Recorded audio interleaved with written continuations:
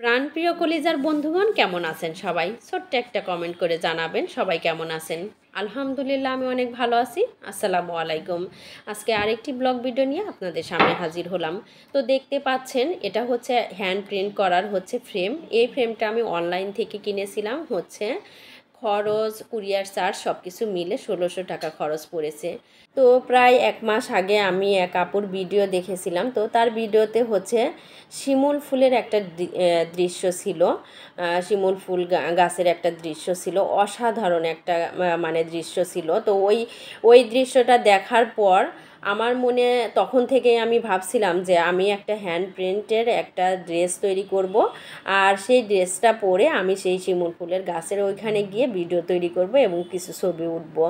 তো যাই হোক বন্ধুগণ, আমার মাথায় ওই খেয়ালটা ছিল না যে শিমুল ফুল কিন্তু বেশি দিন থাকে না, ওটা ঝরে যায়, এই খেয়ালটা ছিল না। তো আমি এতদিনে এই ড্রেসটা তৈরি করেছি, আর ড্রেসটা এর আগেও আমি হ্যান্ড প্রিন্ট করেছি, সেটা আমি আপনাদের সাথে পোস্ট করেছি, দেখিয়েছি আপনাদের। তো আজকে আমি সেই ড্রেসের সাথে এই ওড়নাটা কিনছি, মানে শিপন জর্জেটের উপরে। তো এই ওড়নাটার প্রাইস নিয়েছে প্রায় 150-170 টাকা দাম নিয়েছে।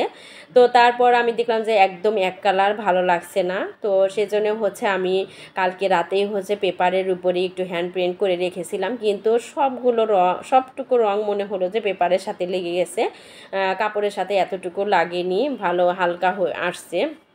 তো তারপর আমি ফ্রেমটা অনেক ভারী, তো সব সময় আমি এটা ব্যবহার করি না। যখন বেশি অর্ডার থাকে, যখন বেশি কাজ করি, তখন আমি এই ফ্রেমটা বের করি। তো আজকে ভাবলাম যে যেহেতু ওড়না তাড়াতাড়ি শেষ করব, তো আমি ফ্রেমটা বের করে নিই। তো এর মধ্যে আমার বান্ধবী চলে আসছে। তো আমার বান্ধবী কিন্তু এর আগে কিন্তু আমার কাছ থেকে অনেকগুলো ড্রেস নিয়েছিল, তো এবারও আসছে ও ড্রেস নেওয়ার জন্যে। তো ওর নাকি এই সুতার কাজের ড্রেসগুলো অনেক পছন্দ হয়েছে। তো ও এখান থেকেই কিছু ড্রেস নেবে। তো তারপর অনেক দেখে তারপর ও কিন্তু চয়েস করেছে এই ড্রেসটা, আর মিষ্টি কালারের একটা ড্রেস, মানে দুটাই সুতার কাজের।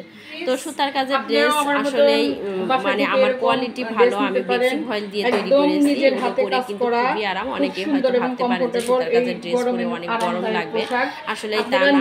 কাপড়ের উপরে নির্ভর করে, আমার কাপড় কোয়ালিটি কিন্তু সবই ভালো এবং কত নিখুঁত, একদম ফিনিশিংটা দেখলেই বুঝতে পারবেন কত সুন্দর ফিনিশিং হয়েছে।